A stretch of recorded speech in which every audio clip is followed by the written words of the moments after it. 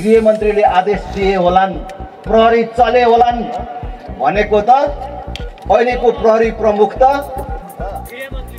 अहिलेको एमालेको युवा सङ्घको सहअध्यक्ष पो रहेछ त। ल हेर्नुहोस् त,